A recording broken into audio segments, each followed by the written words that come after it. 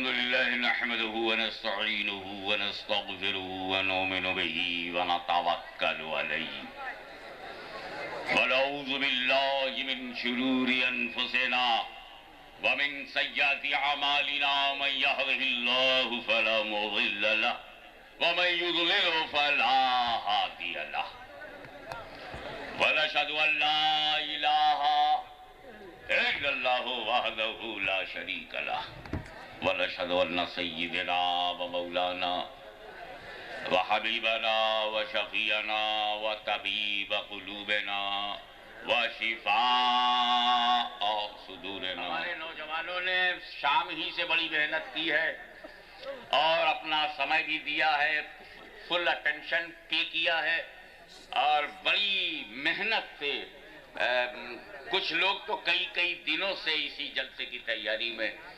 एक जलसा कहने को जलसा होता है लेकिन अपने दामन में बहुत समस्याएं लिए हुए होता है। उन तमाम समस्याओं से टकराते हुए, जूझते हुए रात भर के लिए पूरी रोड पर कब्जा करना कोई मामूली बात है।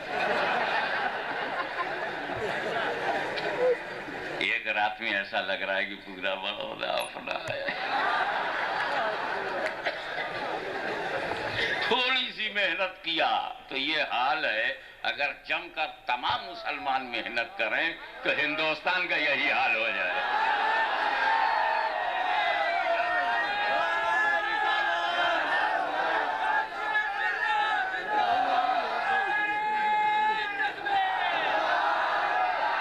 बैठ के नारा ना लगाओ, ऐसे लगाओ जैसे वो खड़े होके लगा रहा।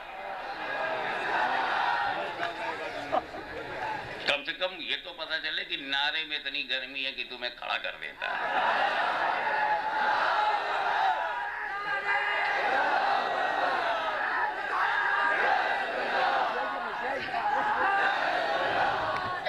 हज़रात, आज मेरी तकरीर 5 दिन का क्रिकेट मैच नहीं है, स्लो बैटिंग बिल्कुल नहीं होगी, वनडे है, ओवर तय है, उसी में सिक्सर मारना है, इसलिए फ्री स्टाइल है। आज मैं कुछ अपनी तरफ से कहने के लिए खड़ा नहीं हुआ हूं। आज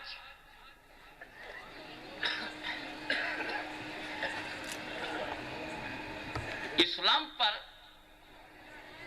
मुसलमान पर आए दिन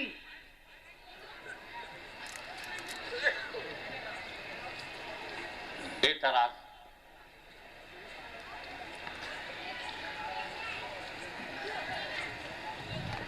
ऑब्जेक्शंस, हमसे एक्सप्लेनेशंस मांगते हैं। विवरण दो, कारण बताओ, इस्लाम में ये नहीं है, इस्लाम में वो नहीं है। कोई उस प्लेटफॉर्म से बोलता है, कोई इस प्लेटफॉर्म से बोलता है इस्लाम में ये नहीं है, इस्लाम में ये नहीं है, इस्लाम में ये नहीं है। मैंने पूछा जो है वो क्या तेरे पास है?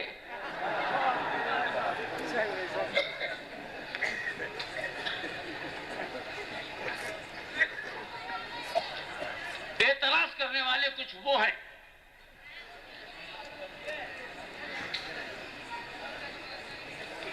जो बाहर के हैं। इस्लाम अगर एक समुंदर है, सागर है, तो उस पर हमला करने वाले कुछ वो हैं जो सागर के बाहर हैं।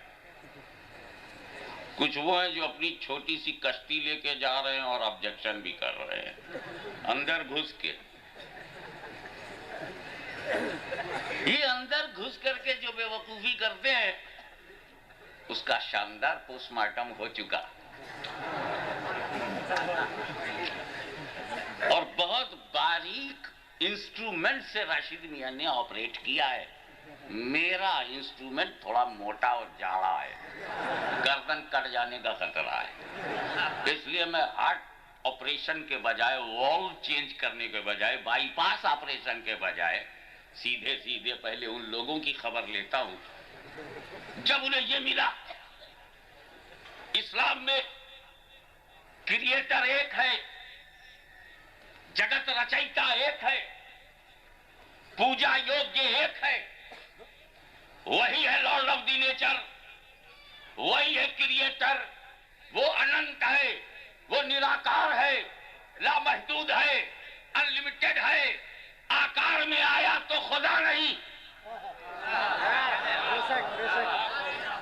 वो खुदा है, वो खुदा है, वो पैदा करता है। अफ्रीकियों को अफ्रीका में, अमरीकियों को अमेरिका में, एशियंस को एशिया में वो पैदा करता है, खुद पैदा नहीं होता। ये इस्लाम में है कि जो पैदा हो जाए वो खुदा नहीं। वो ऐसा मजहब नहीं है कि पैदा को खुदा बताए। जब पैदा हुआ तो कोई पता नहीं कहां पैदा हुआ। जो जंगल में पैदा हो वो भी पैदा है, जो राजगढ़ी में पैदा हो वो भी पैदा है, जो राजा के घर में पैदा हो वो भी पैदा है। जो पैदा है उसकी भूमि भी होगी। गुजराती की जन्मभूमि गुजरात है, मराठी की जन्मभूमि मराठवाड़ा है, यूपी की जन्मभूमि यूपी है।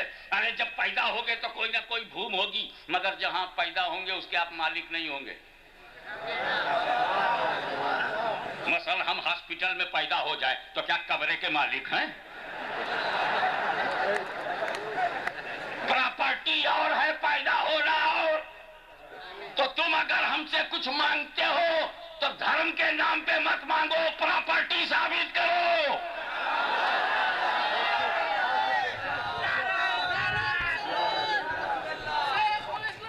एक बात और अच्छी तरह से समझते चलो, वो निराकार है, अनंत है, सीमित है।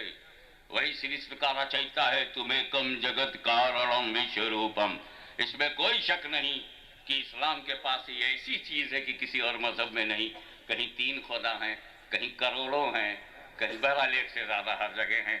इस्लाम ये तेरी विशेषता है कि तूने मानव जात के कल्याण के लिए, जनहित के लिए एक यथार्थ को छुपाया नहीं, और सारी सृष्टि का एक ही रचयिता है, उसी को ढूंढना है। चाहे तुम अबीर की तरह ढूंढो या कबीर की तरह ढूंढो, तुम्हें वही एक ढूंढना है, और वैसे ढूंढना है कस्तूरी कुंडल बसे मृग ढूंढे बलमा, ऐसन घटमा पीऊ है दुनिया जाने ना। ये खूबी है किसी मजहब में, बनाने वाले को ही पूजना, किसी बने को नहीं।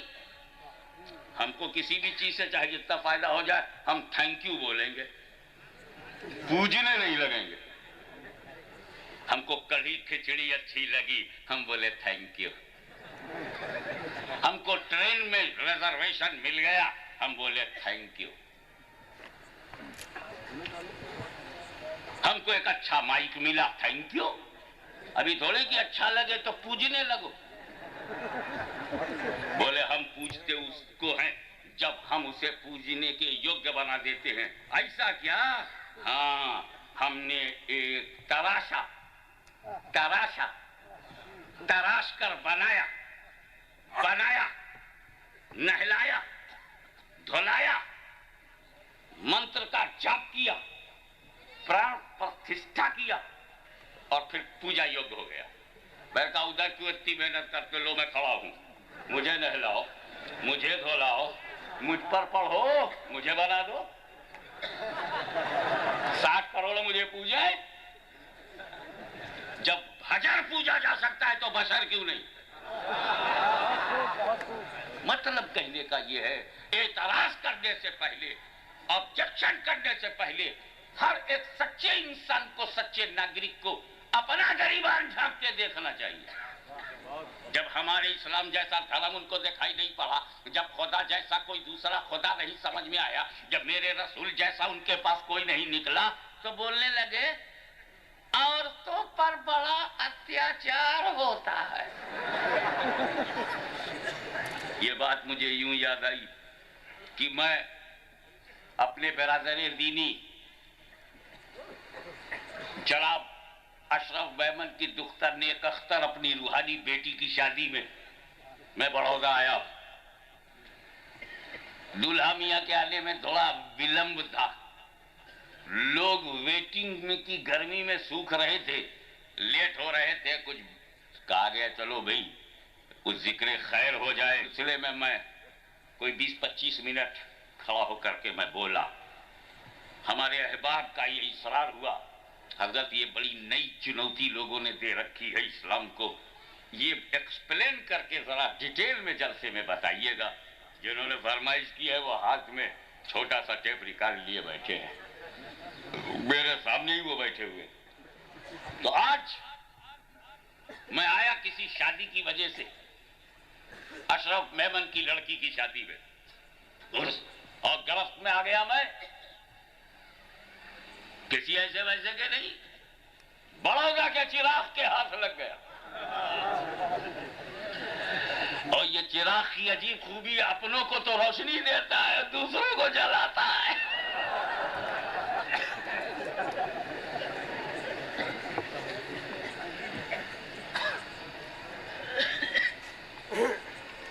इस्लाम दुनिया का पहला मज़हब है जिसने औरतों की गिरी हुई हैसियत को ऊपर उठाया। अरे जब देखें कितने लोग समझते हैं जुमला फेंक रहा हूं, अब ये सिक्सर है, मार रहा हूं चाहे जैसा बॉलर हो।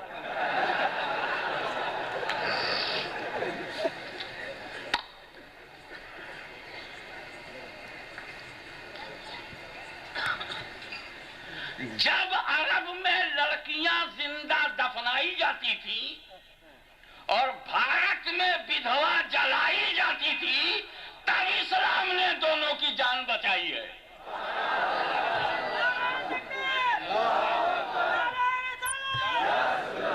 आज कह रहे हैं इस्लाम में औरत का ये हक मारा जा रहा है, वो हक मारा जा रहा है। जब उन्हें कोई कनीज बानो नहीं मिली तो शाह बानो ले आए। क्यों? Little knowledge danger knowledge. हमारा मीडिया इसी बीमारी से परेशान है, लिटिल नॉलेज अबाउट इस्लाम।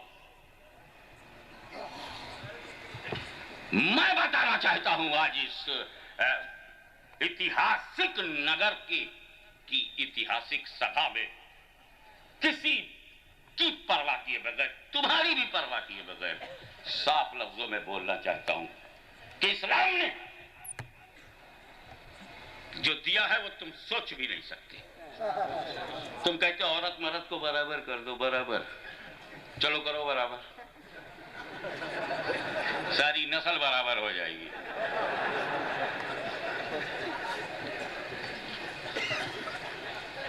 करो बराबर। अब औरत को जानते हो ना, अबे बुढ़े हो गए अभी तक पहचाना नहीं, कैसी होती है। आपको दाढ़ी है ना, बनोगे औरत की तरह। अब जाके किसी भी माँ बहन से पूछ लो, बनोगी मर्दों की तरह? कैसे बराबर हो जाएंगे? मेरे दाढ़ी उसके है नहीं। बस इससे ज्यादा नहीं बोलूंगा। तो मैं नाबालिगों में थोड़ी बोल रहा हूं कि हर बात बताओ। आप समझदार हैं, मेरी माँ बहनें समझदार हैं, मेरे भाई समझदार हैं, समझ जाओ कि फिजिकली बराबर नहीं, मेंटली बराबर नहीं, साइंटिफिकली बराबर नहीं, मेडिकली बराबर नहीं, ऑर्गन में बराबर नहीं। फिर बराबर कैसे करोगे? उसका फिजिकल कंस्ट्रक्शन और है, हमारा और। लेवल में कैसे आएगा? बराबर कैसे आएगा? सब चीज छोड़ दो, चेहरा मर्दों औरतों का एक जैसा कर दो तो मैं जानूं। रोजाना बेचारी वो भी शेव करे या फिर रखे हमारी तरह, तब ना लेवल में आएगी। बराबर का तो ये मतलब होगा नहीं। फिर बराबर करने की संभावनाएं कहां हैं? वो है टाइटल में, ऑनर में, सम्मान में, इज्जत में। यहां बराबर कर दिया जाए मालिक होने में, तो जुरिडिक्शन बनाकर मालिक बना दो। जैसे नाम रखा, ये गुजरात है, यहां का ये मुख्यमंत्री है, ये महाराष्ट्र है, यहां का वो मुख्यमंत्री है। अब एक मराठी एक गुजराती मुख्यमंत्री को बराबर कर दिया, चाहे वो आपस में बराबर ना हो, लेकिन पोस्ट में बराबर है। यूपी का चीफ मिनिस्टर हो, बिहार का चीफ मिनिस्टर हो, बंगाल का चीफ मिनिस्टर, पोस्ट में बराबर है। जुरिडिक्शन अलग अलग। तो बाहर का मालिक अगर मर्द है तो घर के अंदर की मालिक औरत है, पोस्ट में बराबर, जुरिडिक्शन अलग अलग। बराबर करने की एक और तरीका हो सकता है कि हम टाइटल में बराबर कर दें, उसकी स्टेटस, सही लफ्ज अब आया है, स्टेटस में हम बराबर कर दें।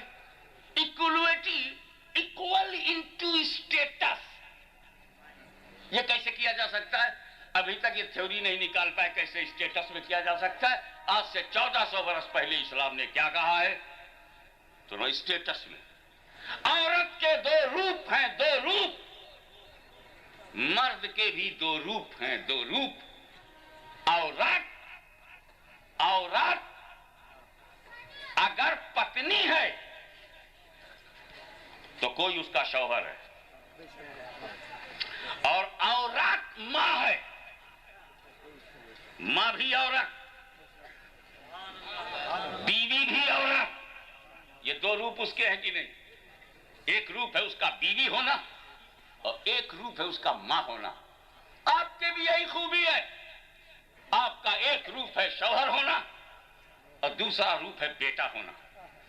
तो मर्द बेटा है और शौहर है, बेटा है और शौहर है। तो मर्द को शौहर के रूप में आका बनाया इस्लाम ने, मर्द को शौहर के रूप में आका बनाया, औरत का आका, और बेटे के रूप में औरत का गुलाम बनाया। मां का गुलाम, मां का गुलाम, मां भी औरत, बीवी का आका, बीवी भी औरत। एक औरत का आका है तो एक औरत का गुलाम है। यही हाल औरत का है। शौहर की खादिमा तो बेटे की आका, औरत दोनों है, एक मर्द की गुलाम और कई मर्दों की आका। जहां इस्लाम ने ज्यादा दिया है वो जानते हो क्या है? ज्यादा ये दिया है औरत को कि जब औरत को गुलाम बनाया तो एक ही मर्द का, दो मर्दों का नहीं, तीन मर्दों का नहीं, चार मर्दों का नहीं, उसके जीवन में एक समय में एक ही शौहर होगा। तो औरत जब सर्वेंट बनी तो एक ही मर्द की, लेकिन जब औरत को आका बनाया तो 4 बेटे हैं तो 4 मर्द गुलाम, 5 बेटे हैं तो 5 मर्द गुलाम, 10 बेटे हैं तो 10 गुलाम। औरत की आकाई मर्द की आकाई से ज्यादा है। और क्या चीज ज्यादा दे दिया बताऊं? ये अभी कम निकाल रहे थे, मुझे तो इस्लाम ने, ऐसा लगता है कि इस्लाम ने औरत को कुछ ज्यादा दिया। और क्या ज्यादा दिया है? थर्ड पॉइंट, ज्यादा ये दिया है कि शौहर मर्द को जब आका बनाया एज ए हस्बैंड, मर्द जब औरत का आका बना तो बना आका, मगर कंडीशन है, ना नफका देते रहना, मूल अधिकार देते रहना, फंडामेंटल राइट देते रहना, बीवी को मारना नहीं, सताना नहीं, उसके इंसानी हुकूक मत छीनना, तुम्हें डंडे से मारने का कोई हक नहीं, तुम्हें रोटी भी देना है, तुम कपड़ा भी देते रहो, तुम मकान भी दो, तुम उसके साथ खिलवते सहिया भी करो, उसका वो चौथा हक वो भी अदा करते रहो, वो गुनाह न करने पाए, जवानी में फिसलने ना पाए, वो भी हक अदा करते रहो। उसका कपड़ा देखो, उसका रहना देखो, रहन सहन देखो, लालन पोषण करो, लालन पालन करो, उसकी देखभाल करो। अगर उसे मारोगे, अगर उसे सताओगे, अगर उसका फंडामेंटल राइट उसे नहीं दोगे, और अगर 2-4 हाथ भी जोरदार मार दिया तो ए औरत, तू गुलाम जरूर है मगर ऐसी नहीं गुलाम है, चल अदालत में। इजाजत देता है इस्लाम। जाओ अमीरुल मोमिनीन के पास, चली जाओ सुल्तानुल मुस्लिमीन के पास, चली जाओ तुम खिलाफत इस्लामिया के सामने, चली जाओ इस्लामी अदालत में और साबित कर दो कि शौहर मर्द नहीं है तेरे लिए, या साबित कर दो नानो नफका नहीं देता, मूल अधिकारों का हनन करता है, फंडामेंटल राइट नहीं देता, तो तुझको इस मर्द से छुटकारा दिला दिया जाएगा। ये मारता है। तो अगर शौहर अपनी बीवी को मारे, यानी मर्द औरत को मारे, तो औरत को हक है कि मर्द से खुला के नाम पर छुटकारा ले ले। लेकिन अगर माँ अपने बेटे पर पूरा बम्बू मार मार के तोड़ दे, तब भी बेटे को उफ करने का हक नहीं है।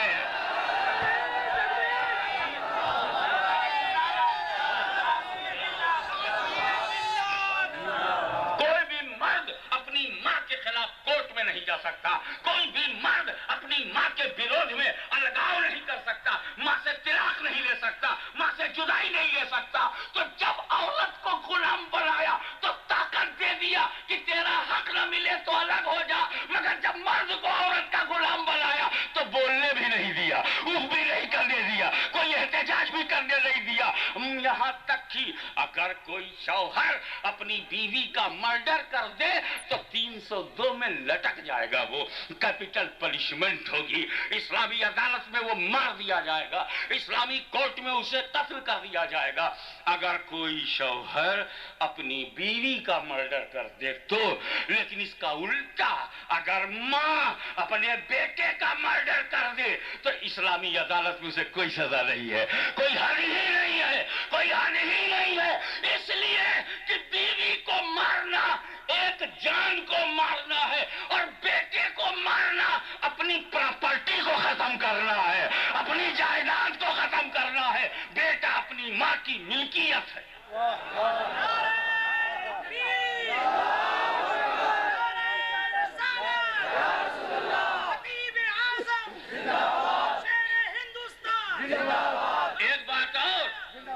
एक बात और समझो चाहूंगा मेरे दोस्तों, औरत को कब गुलाम बनाया?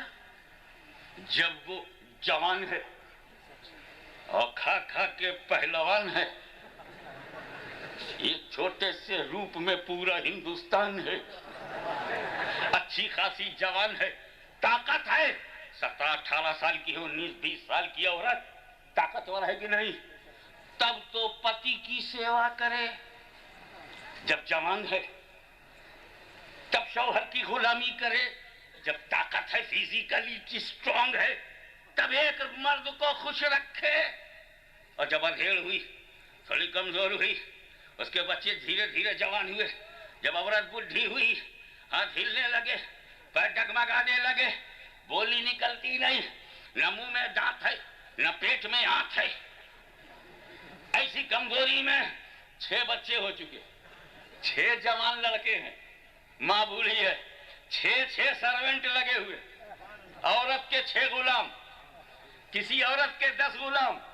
तो देखा आपने, औरत को उस वक्त खुश करने की जिम्मेदारी दी जब वो जवान, और जैसे ही वो कमजोर होना शुरू होती है कि इस्लाम ने फितरत को देखा, नेचर को देखा, प्रकृति को देखा कि औरत को जब जरूरत ना हो तब तो मर्द की सेवा को जरूरत होने लगे, तो लड़कों को उसकी सेवा में लगा दिया जाए, बेटों को उसकी सेवा में लगा दिया जाए। इस्लाम पंडितों का बनाया हुआ धर्म नहीं है, मौलवियों का बनाया हुआ मजहब नहीं है। ये खुदा जो खालिक़े कौनैन है, ये मुस्तफा जो आलिमे फितरत है, उन्होंने दीने फितरत दिया है। प्राकृतिक धर्म का नाम इस्लाम है। ये नेचुरल रिलीजियन है। ये बैठ करके प्लानिंग करके नहीं बदला गया जिसमें संशोधन किया जाए। जो बात प्लानिंग करके बनाते हैं, हालात के तहत हालात बदल जाते हैं, हालात बदल जाते हैं तो कानून बदल जाता है। ये हालात देख करके इस्लाम नहीं बना है, बल्कि पूरे प्राकृतिक नियमों को देख करके बनाने वाले ही ने इस्लाम का कानून बनाया है। जिसने होल नेचर बनाया उसी ने इस्लाम बनाया है। हाकिमे भी अब बात बराबर तब हो जाती जब औरत को तिलाक देने का राइट होता। मर्द जब चाहे तिलाक दे दे, औरत नहीं दे सकती, कहां बराबर है। हमने कहा औरतों से पूछो, उनको तिलाक का हक दे दिया जाए।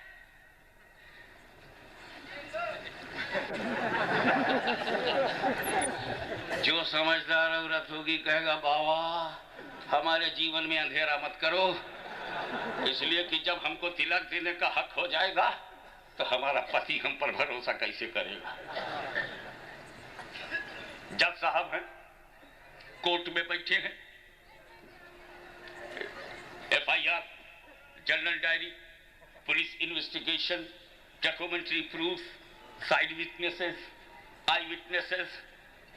उनसे फिर क्रॉस क्वेश्चन सब कुछ हुआ। जैसे ही 4 बजा, जज साहब का दिल धड़कने लगा, कहीं तिलक न दे दिया हो, कहीं तिलक न दे दिया हो, कहीं तिलक जब राइट है, औरत को जब ये राइट है कि जब चाहे 3 तिलक दे दे, मैं तुझको ए मौलवी अब्दुल गफूर, तुम 40 दिन घर से गायब रहे।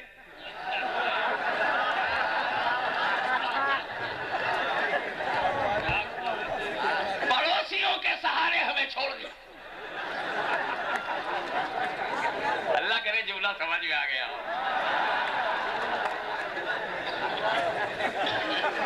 एक बात सुन लो भाई,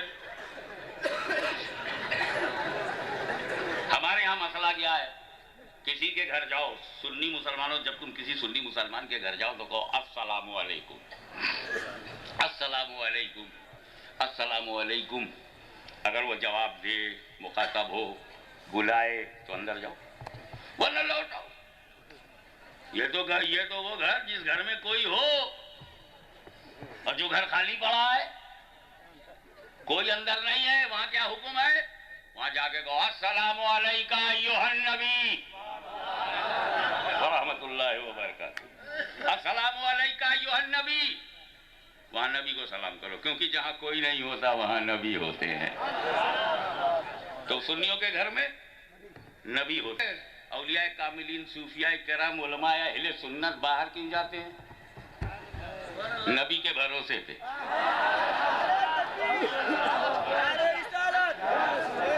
ये घर छोड़ छोड़ करके हम लोग क्यों निकल पड़ते हैं? आप लोग क्यों घर छोड़कर यहाँ आ गए?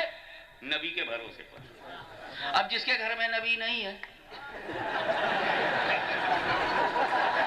वो किसके भरोसे में 40 दिन के लिए गए? अल्लाह करे वाले शरीफ हो।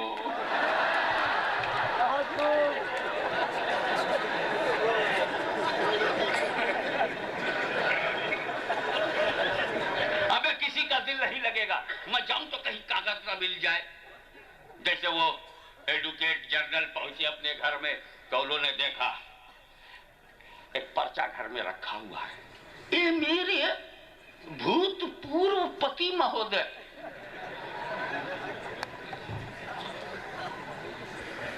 मुझको जो कानून से तिलक देने का हक प्राप्त था, उसको इस्तेमाल करते हुए मैं तुझको 3 तलाक देती हूं।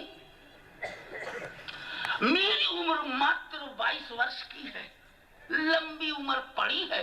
तुमने अब तक जितने लाखों रुपए, पैसा, सोना, चांदी, दागीना सब जमा किया, लेके जा रही हूं।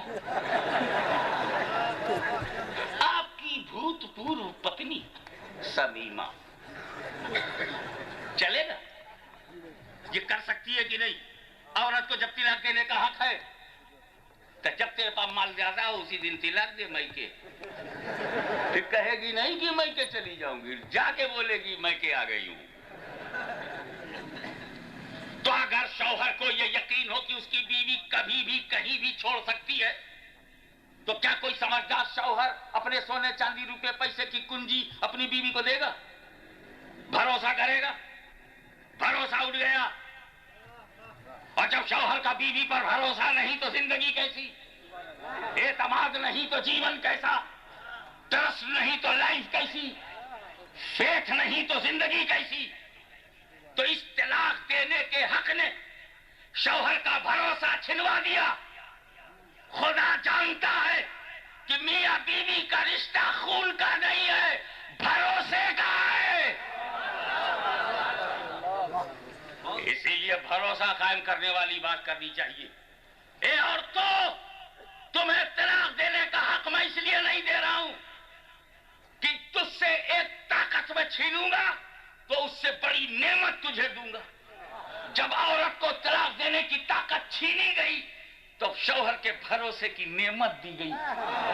अमेरिका से लाया हुआ पैसा, इंग्लैंड से लाया हुआ पैसा, बंबई से लाया हुआ पैसा, कारखाने और मिलों से लाया हुआ पैसा, लाखों लाख बैंक से लाया हुआ पैसा कितने भरोसे के साथ एक पति अपनी पत्नी को दे देता है कि ये मेरी पत्नी है, मेरी ही रहेगी। अगर उसे ये ख्याल हो कि ये मुझे तिलाक दे सकती है तो वो लाखों रुपया कैसे दे, वो करोड़ों रुपया कैसे दे, वो दस्तावेज कैसे दे, वो डॉक्यूमेंट्स कैसे दे, वो घर की सिक्रेट कैसे दे, वो कारखाने का पुर्जा कैसे दे, वो अपने घर की कुंजी कैसे दे, वो बैंक का अकाउंट कैसे दे, वो बैंक में नंबर कैसे खोलने दे। ये भरोसा उड़ गया, जिंदगी बर्बाद हो गई। ये भरोसा उड़ गया तो जंगल जैसी भी जिंदगी गुजार न सकेंगे। इसलिए मानवता के हित में, समाज के हित में, इंसानियत के हित में, in the right of the humanity से यह हक छीना। क्योंकि कभी कभी महरूमियत भी नेमत है। तवज्जो चाहूंगा, महरूमियत ना पाना भी नेमत है। अगर पा जाए तो नुकसान हो। औरत को तिलाक का हक मिल जाए, औरत का नुकसान है। और इस्लाम औरत का नुकसान के लिए कहा, यह हक मर्दों का है। वही कमाता है, वही घर में लाता है, वही उसी को भरोसा रहेगा। तो जिसको अपनी अर्धांगिनी पर भरोसा तब होगा जब वो अर्धांग होगी। ऐसा नहीं कि विभाजन जब चाहे वो कर ले। तो नेमत है, महरूमियत भी नेमत है। एक सेंटेंस बन गया, महरूमियत भी नेमत है। मिसाल सुनो, जब बच्चा पैदा होता है, बच्चा हॉस्पिटल में, घर में, कमरे में, सड़क पर, इधर उधर, जिसका भी जब भी पैदा होता है दांत नहीं होते। ये बच्चे तो छोटा था तो छोटे छोटे 32 दांत लेके आते, छोटे छोटे दांत, छोटा छोटा मुंह, छोटी छोटी आंख, छोटे छोटे दांत, नुकीले कोबरा की तरह, सर्प सांप की तरह छोटे छोटे दांत। बच्चे के दांत होते हैं, दांतों से महरूम है। अल्लाह का करम है कि बच्चा दांत से महरूम है। ये अल्लाह का करम है। इसलिए कि अगर वो 32 दांत लेकर के आता ना, तो कोई माँ अपने बच्चे को दूध ना पिलाती। कोई माँ अपने बच्चे को दूध नहीं पिलाती। वो दूध क्या पीता, वो तो अनजाने में काट खाता। तो दूध पिलाने के लिए माँ है, को कटवाने के लिए रोड़ी माँ है, दूध पिलाती। तो खुदा ने कर्म क्या किया, जब तक उसे माँ का दूध चाहिए, दांत नहीं, ताकि माँ पिला सके, बेटा पी सके। और जब उसको कढ़ी खिचड़ी,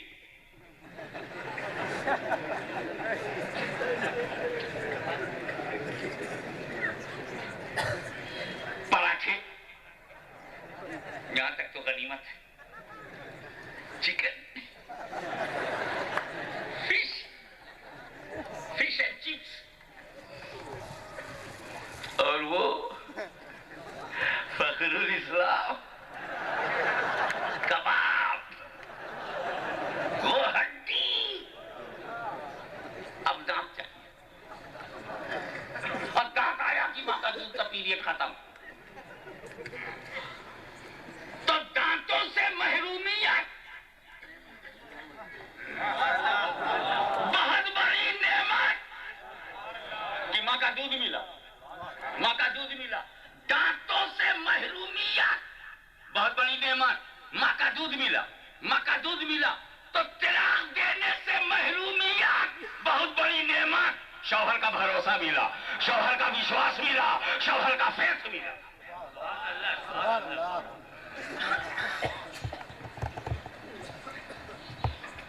इस्लाम पर एतराज करने से पहले तुमको चाहिए कि इस्लाम की अथॉरिटी से एक्सप्लेनेशन ले लिया करो। बोले जैसे शादी में मेंटेनेंस है शौहर पर, डिवोर्स के बाद भी होता तो भी मेंटेनेंस होना चाहिए। तलाक देने के बाद वो बीवी है नहीं है, तो जो बीवी नहीं है उसका खर्चा हम क्यों दें? जो मेरी बीवी नहीं है उसका हम खर्च क्यों दें? बीवी थी, अच्छा है नहीं, कहा है तो नहीं, मगर खर्चा दो, तो हम उसका भी खर्चा दें जो हमारी बीवी नहीं है। तो खाली एक ही पर क्यों रखते हो? हमको और भी हक दो ना। जो जो बीवी नहीं है सबका खर्चा दे, पड़ोसन तो है।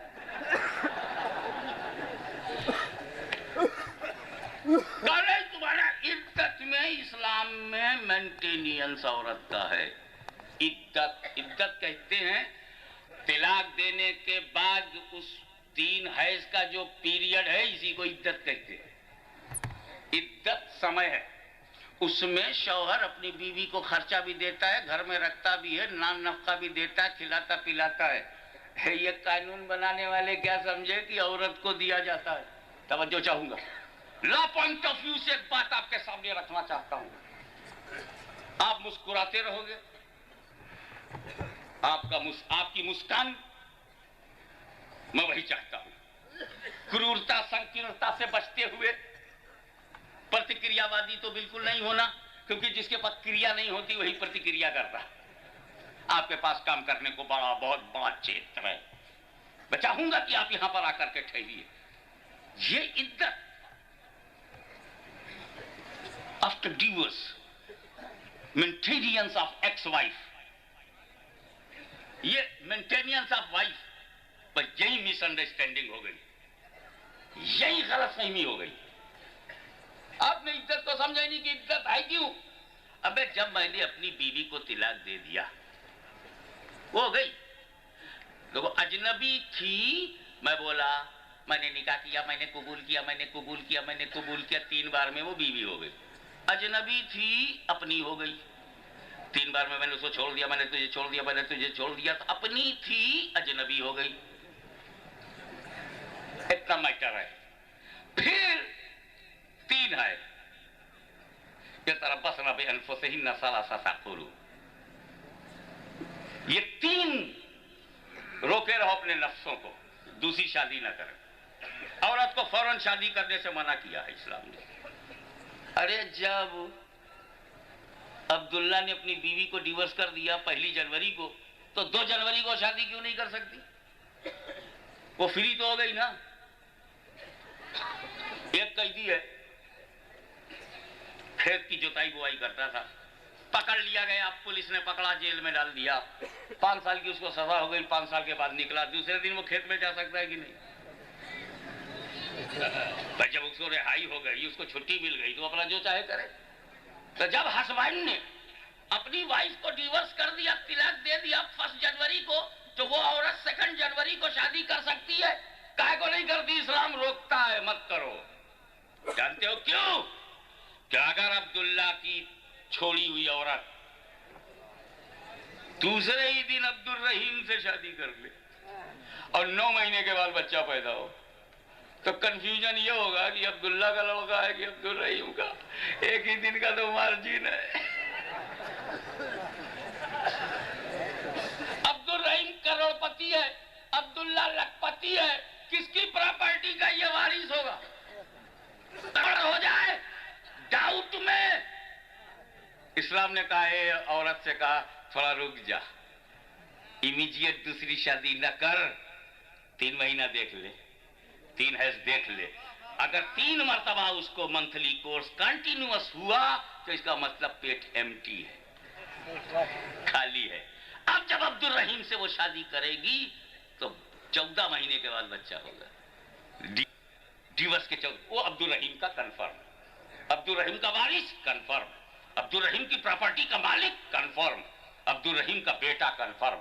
एक दिन के डिफरेंस में कंफर्म नहीं होगा, इसलिए डिले किया इस्लाम ने। अब देख रहे हैं कितना नेचुरल रिलीजियन है, कितना प्राकृतिक नियम अपने दामन में लिए हुए है। अब बात क्या फंसती है आगे चलकर? ये जो 2-3 महीने चेकअप हो रहा है औरत का, बच्चा है कि नहीं? तुम कहते हो इद्दत 3 है, तुम कहते हो 3 महीना है। गलत। पेट में अगर औरत के बच्चा हो तो इद्दत की मुद्दत डिलीवरी तक है, चाहे 6 महीने बाद डिलीवरी हो, चाहे 8 महीने के बाद डिलीवरी हो। आफ्टर डिलीवरी इद्दत खत्म होगी। तो इज्जत औरत की कहां हुई? मेंटेनेंस औरत का कहां हुआ? ये तो 3 महीना हम ये चेक कर रहे हैं कि मेरा बेटा इसके पेट में तो नहीं है, तो उसको फाइंड आउट करना था औरत ही में, तो फाइंड आउट होगा। हमने औरत को इसलिए खिलाया कि हमें पता लगाना था कि मेरा बेटा तो इसके पेट में नहीं है। मैंने औरत को इसलिए घर में रखा कि मुझे पता लगाना था कि इसके पेट में मेरा बच्चा तो नहीं है। और जब पता चल गया, कंफर्म हो गया कि नहीं है, तो मैंने फौरन ही उससे नाता तोड़ लिया। और पता चला कि इसके पेट में तो 1 महीने का बच्चा है। जब 1 महीने का बच्चा है तो हमने 8 महीने तक उसका खर्चा और दिया।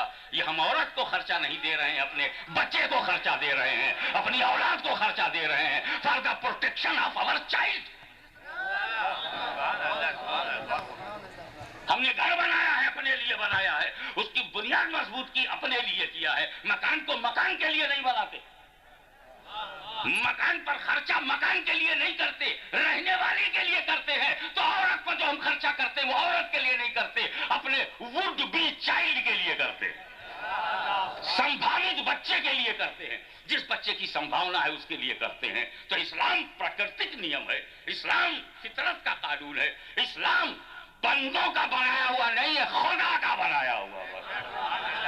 ना खुदा का जवाब है ना मुस्तफा का जवाब। तो इसीलिए कुरान क्या कहता है? अल-यौम अकमलतु लकुम दीनकुम व अतममतु अलैकुम निअमती व अतममतु अलैकुम निअमती। जितनी नेमतें सब मुस्तफा जाने रहमत मैंने तुम पे कंप्लीट कर दिया। टुडे अल-यौम, टुडे अकमलतु लकुम दीनकुम, I completed your religion upon your holy hand. मैंने आज रिलीजियन को कंप्लीट कर दिया। इसका मतलब यह कि रिलीजन पहले से चला है, कंप्लीट अब हुआ है। एक बात और बता दो, अभी तुम बड़ौदा मार्केट में जा रहे हो टीवी खरीदने के लिए, क्या बोलोगे? ये कौन सा? अरे ये तो 4 साल पुराना है। ये लेटेस्ट है क्या? ये तो पूछते हो। गैस ट्रांजिस्टर खरीदने के लिए या 8 कार। अरे भाई वो तुमको कार चाहिए? हाँ, कैसी कार हो कोई बताओ यार, कौन सी कार ले? मियाँ ये भी लेटेस्ट है। क्या? जापान के कॉर्पोरेशन से बनी है, बहुत लेटेस्ट है। और ये फोर्ड है, ये बिल्कुल अभी ताजा ताजा चली आ रही है। ये ताजा ताजा एकदम नवीन, एकदम लेटेस्ट मॉडल आइसक्रीम बर्फ में डालकर, बर्फ को में कुछ कलर मार के और बर्फ में कोई शरबत डालकर। अरे यार ये हाशमी मियां, ये बहुत ओल्ड स्टाइल है। अभी तो आइसक्रीम लेटेस्ट ये है, अशोक ने बनाया। ये अशोका रेस्टोरेंट की बेहतरीन आइसक्रीम। आइसक्रीम देखो तो आइसक्रीम, खाओ तो नाइस क्रीम। लेटेस्ट कार देखो, लेटेस्ट घर बनाते हो, आर्किटेक्ट को बुलाते हो, भाई कोई लेटेस्ट आर्ट चाहिए। क्या यार तुम भी भक्त काल और वीर गाथा काल की गीत गा रहे हो, जरा लेटेस्ट कोई नई गजल। कहां मीर गालिब में फंसा रहे हो? कोई नवीन गजल। और शायद भी कहता था बासी तो बहुत हो चुका, ताजा कलाम। कभी कभी मुकर्रर कहता है, ये मैं पहली बार बोल रहा हूं। जोर देता है अगर कोई लेटेस्ट। ओल्डेस्ट के पीछे कोई भाग रहा है क्या? इस हिसाब से भी देखो तो इस्लाम दुनिया का लेटेस्ट रिलीजियन है। इस्लाम के बाद दुनिया में कोई धर्म आया ही नहीं। आया हो तो नाम बताओ। इसीलिए फिरके लोग बना रहे हैं मगर मजहब नहीं बन रहा। सेक्ट पे सेक्ट बन रहा है, सेक्ट पर सेक्ट बन रहा है, मगर कोई नया धर्म नहीं आया। लेटेस्ट, और जो लेटेस्ट है वही कंप्लीटेड।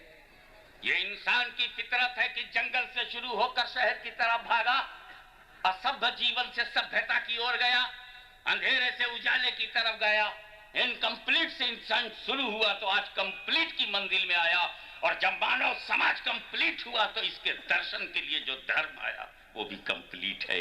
अल यौम अकमलतु लकुम दीनकुम।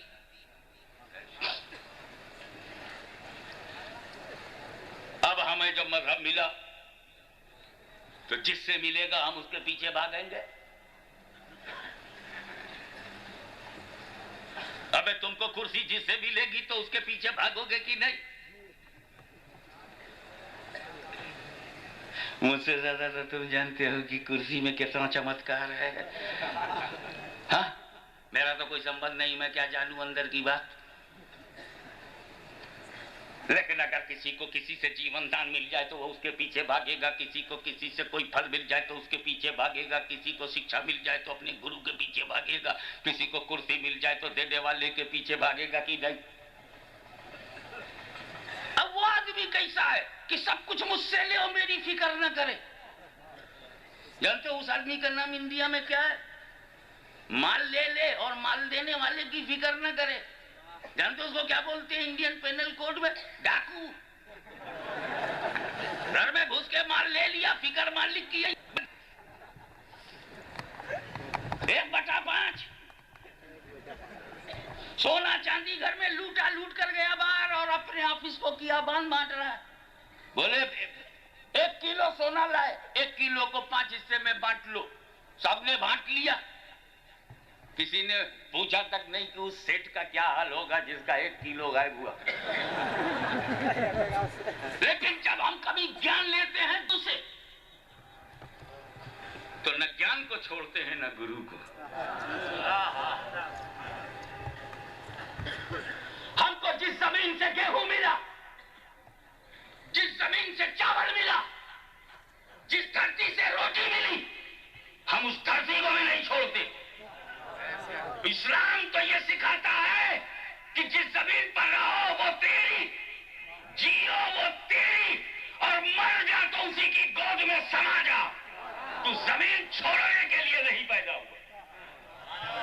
जमीन से हमने लिया है तो जमीन ने भी मां की तरह हाथ फैला दिया, मां की तरह दामन फैला दिया, और मां की तरह से जैसे कोई मां अपने बेटे को गोद में ले ले, ये भारत की धरती अपनी गोद में मुसलमान को ले रही है।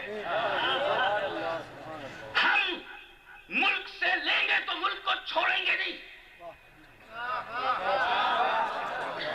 हम अपने वतन से जो पाते हैं तो वो भी लेंगे जो मिलता है, लेकिन वतन का प्रेम, हमारे राष्ट्र प्रेम पर कोई प्रश्न सूचक नहीं लगा सकता।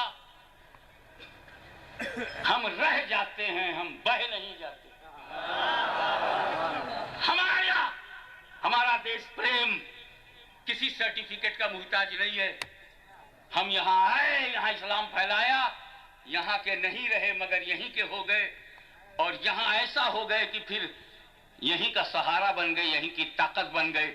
यकीन न हो तो अजमेर में देखो,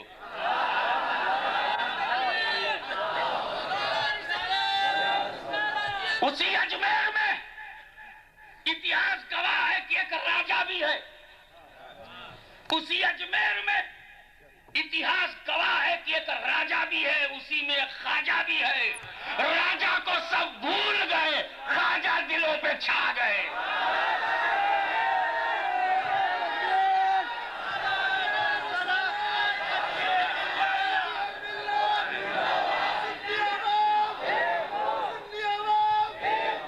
इसलिए हम जब अपने उस्ताद से, गुरु महाराज से कुछ ग्रहण करते हैं तो हम जो पाते हैं शिक्षा वो भी नहीं छोड़ेंगे, गुरु को भी नहीं छोड़ेंगे। जब हम अपने पीर से कोई अमल पाते हैं, कोई रूहानियत, कोई आध्यात्मिक शक्ति, जब मन की चंचलता पर कंट्रोल मिलता है, जब माया की काया की समझ आती है, जब हमारा मानसिक संतुलन सही होता है, जब विचारधारा की पवित्रता, मन की शीतलता, विचारों की कोमलता हमारे अंदर सर उठाती है, जब हम आध्यात्मिक क्षेत्र में प्रवेश करते हैं, जब गुरु के पद चिन्ह को अपना रहनुमा बनाते हैं, तो हम वो रूहानी ताकत, आध्यात्मिक ताकत को भी ग्रहण करते हैं और अपने मुर्शिद को भी, अपने पीर को भी, अपने गुरु को नहीं छोड़ते। वो तो डाकू है कि माल ले ले और जिसका माल है उसे छोड़ दे।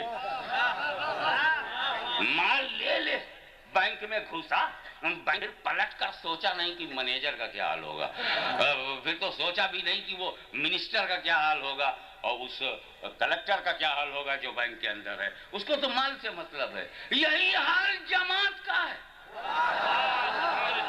रसूल जो कुछ लेकर आए, रसूल जो कुछ लेकर आए सब ले लिया। नमाज रसूल से लिया, रोजा रसूल से लिया, हज रसूल से लिया, ज़कात रसूल से लिया, कुरान रसूल से, हदीस रसूल से, लाइफ ऑफ फंक्शन रसूल से, लाइन ऑफ थिंकिंग रसूल से, इबादत रसूल से, सजदा लिया रसूल से, रुकू लिया रसूल से, फजर लिया रसूल से, जोहर लिया रसूल से, असर लिया रसूल से, सारा माल रसूल से। और जब लेकर के दारुल उलूम में पहुंचे तो कहा भूल जाओ रसूल को। या रसूल अल्लाह कहने को तैयार नहीं, नाम लेने को तैयार नहीं, या नबी अल्लाह नहीं बोलने देते। सारा माल लिया ख्वाजा गरीब नवाज से, इस्लाम लिया गरीब नवाज से, तकवा लिया गरीब नवाज से, परहेजगारी लिया, आध्यात्मिक शक्ति लिया गरीब नवाज से। गरीब नवाज ना होते तो हम भी ना होते। और समझते हैं कि मुसलमानों आधी रोटी खाएंगे मगर अय्याश अरबों के चंदे पर पूरी रोटी नहीं खाएंगे। ये पेट्रोल डॉलर की बुनियाद पर, ये सऊदिया का एड, ये पैसों का रेल, अरे पेट्रोल डॉलर की बुनियाद पर सांप्रदायिकता फैलाने वालों, भारत के मुसलमानों को अंधकार में ले जाने वालों, अरब के नाम पर हमारी एकता को तोड़ने वालों, ये एकता राजनीति क्षेत्र की एकता नहीं है, ये दिलों की एकता है, ये आत्मा की एकता है, ये राजा की दी हुई नहीं ख्वाजा की दी हुई एकता है।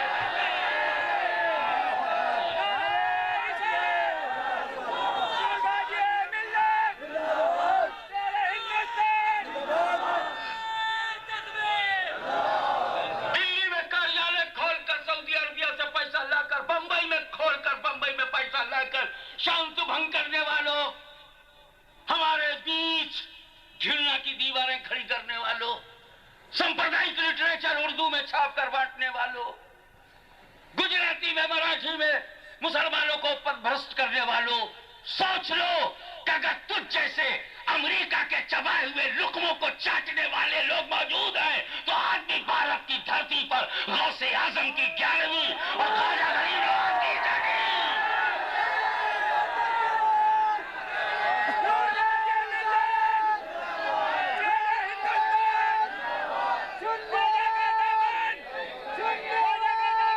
और ये बात मैं इसलिए कह रहा हूं कि तुम हिंदुस्तान के मुसलमानों को गरीबी की रेखा के नीचे देख रहे हो तो होशियार हो जाओ। तुम्हारी सफेद टोपी के नीचे छुपा हुआ काला दिमाग, तुम्हारे लंबे लंबे कुर्तों के पीछे काला नाग, ये भारतीय एकता को अगर काटना चाहती है, सुन्नी इत्तेहाद को खत्म करना चाहती तो याद रखो हम तुझ जैसे अमीरों से निपट लेंगे सड़क पर, निपट लेंगे गली में।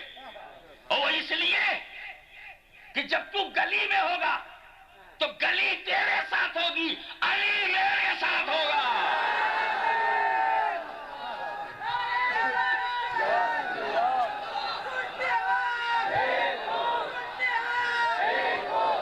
ये आज हम पता करें हमारा मुल्क अमन और शांति का गहवारा बने और हम 100 नॉट आउट भी बनाए। ये क्या माना है? जो अपने नबी के लिए खड़ा ना हो वो भारत के राष्ट्रीय गान पर क्या खड़ा हो। पता नहीं किस देश का मॉडल है जो इंपोर्ट करके इस भावना से प्रेरित भारत में बनाया जा रहा। अरे जाओ, यहाँ की मार्केट तेरे लिए ठंडी है। ये अरब के अय्याश अमीरों का देश नहीं, ये वलियों से मोहब्बत करने वाले गरीबों का देश है। भारत में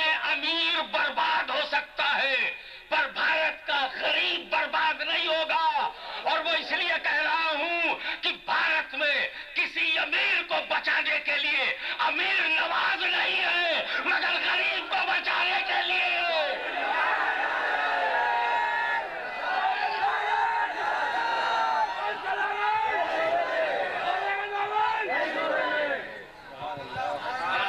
विचार लो कि मर्द हो न मृत्यु से डरो कभी, विचार लो कि मर्द हो न मृत्यु से डरो कभी, मरो परंतु यूं मरो कि याद जो करें सभी। और यही पशु प्रवृत्त है कि आप ही चरे।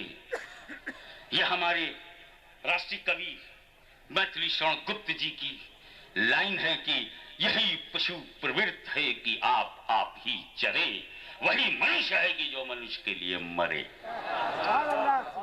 ये तो अपने लिए मर रहे हैं, स्वार्थी। तो जब हमें इस्लाम गरीब नवाज से मिलेगा, तेरे बाप से नहीं, तो हम तेरे बाप को चादर क्यों चढ़ाएं? जब इस्लाम हमको मखदूम अशरफ से मिलेगा, तो हम चादर मखदूम अशरफ को चढ़ाएंगे या उनको जो चढ़ा? हमें अजीब मामला है। हम चादर चढ़ाते हैं। सुन्नी लोग क्या करते हैं? बुजुर्गों की मजार पे चादर चढ़ाते हैं। क्या करते हैं? चढ़ाते हैं ना। और ये लोग चिढ़ाते हैं। जो लोग उर्दू जानते हैं उनकी तवज्जो चाहिए। जब चढ़ाना बोलते हैं, चढ़ाते हैं, तो चढ़ाने में जबर है, चढ़ाना। चिढ़ाने में देर है, हम जबर हैं, वो देर है।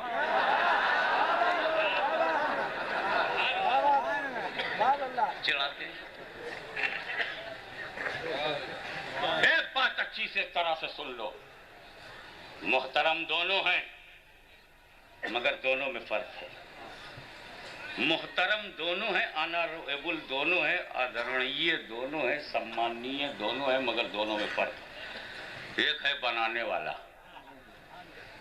वाला, वो भी आदरणीय है। एक है बचाने वाला। जिसने मदीना बनाया वो और है, जिन लोगों ने बचाया वो और है। जिन्होंने भारत बनाया वो और है, जिन लोगों ने बचाया वो और है। बनाने वाले का स्थान बचाने वाले को नहीं मिलेगा, मगर सराहना योग्य वो भी है। जो बचाए वो भी बनाया है। हमारे राष्ट्रपिता ने बनाया तो हमारे दूसरे राष्ट्रीय नेताओं ने इसे बचाया। उनको हम अलग खाने में रखते हैं जो बिगाड़ते हैं।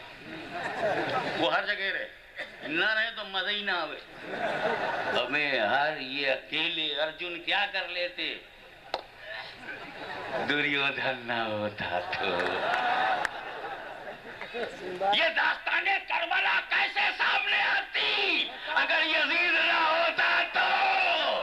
अरे इमाम का कलम कैसे चलता अगर ताला बाबर ना होता तो? समझ में आया आपके? ये जरूरी है। ये ट्यूब बल्ब रात इलेक्ट्रिक होता क्यों अगर रात ना होती तो? ये अंधेरे के I am very thankful o my darkness, you are reason of creation of the light. ये अंधेरा तू ना होता तो अजमेर में उजाला क्यों आता? ये अंधेरा तू ना होता था कलियर में उजाला कैसे आता, दिल्ली में उजाला कैसे आता, अहमदाबाद में कैसे आता, कवलीनार में कैसे आता, गुजरात में कैसे आता?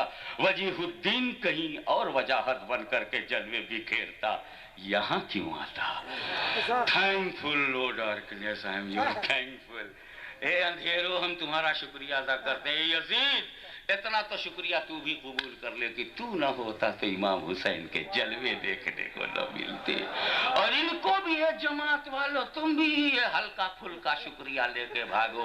तुम ना होते तो मुहद्दिस आजम की तकरीर कैसे सुनते?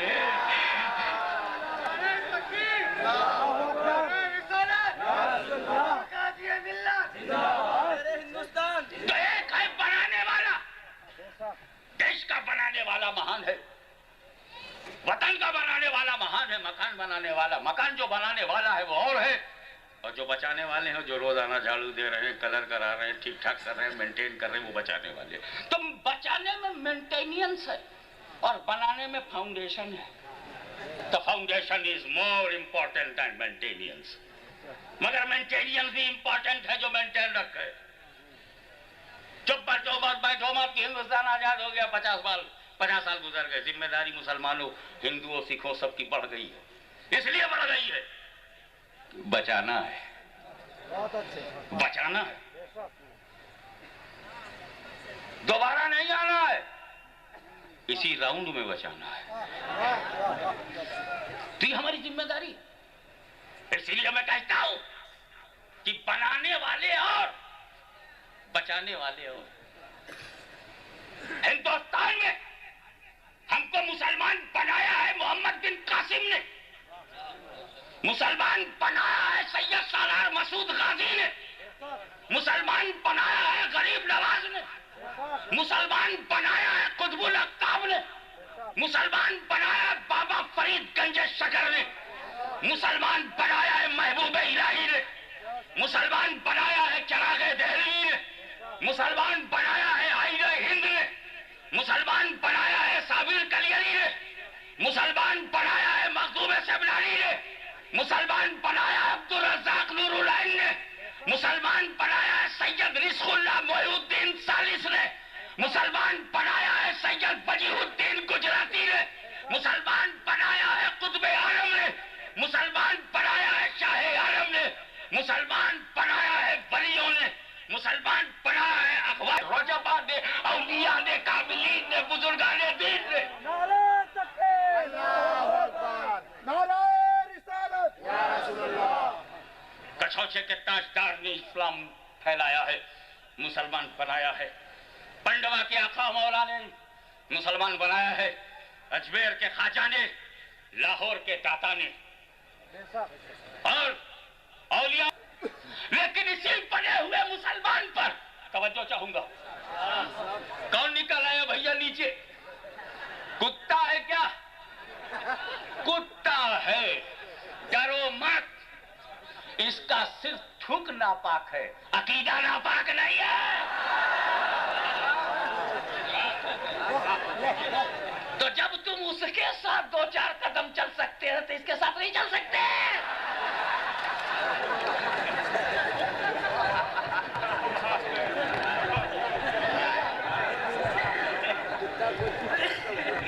अब now I am coming on conclusion. Please concentrate your mind. Our beloved Holy Prophet sallallahu alaihi wasallam, matchless personality in the world. A large number of the prophets and messenger of Allah Almighty came. उसको उठा दे, उठा लो। वो अरे यार उठा लो ना, तुम लोग रास्ता दे रहे हो। उसी में का कोई नहीं है क्या? तो के भाई को भाई उठा लेगा।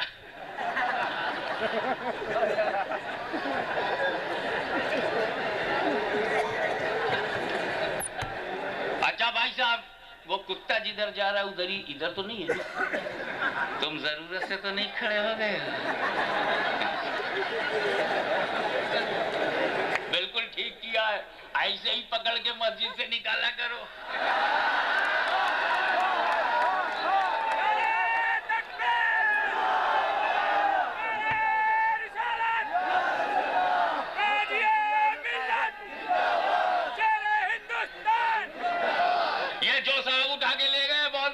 कमाया, इनको तरीका मालूम हो गया कि नापाकों को महफिल से कैसे निकालते हैं। बहुत बड़ा सवाब का काम किया है। अब ऐसा बाहर ले जाके पटकना कि जिंदा भी रहे और समझ भी जाए।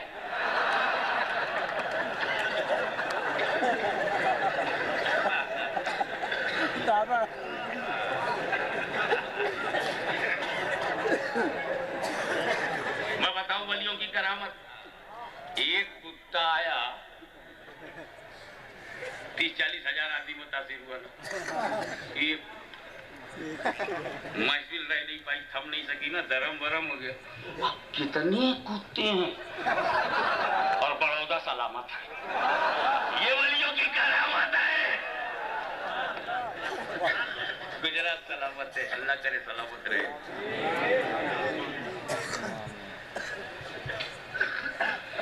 लेकिन ख्वाजा का बनाया हुआ मुसलमान, मखदूम सेमनानी का बनाया हुआ मुसलमान, सैयद सालार का बनाया हुआ मुसलमान अंग्रेजी साम्राज्यवाद में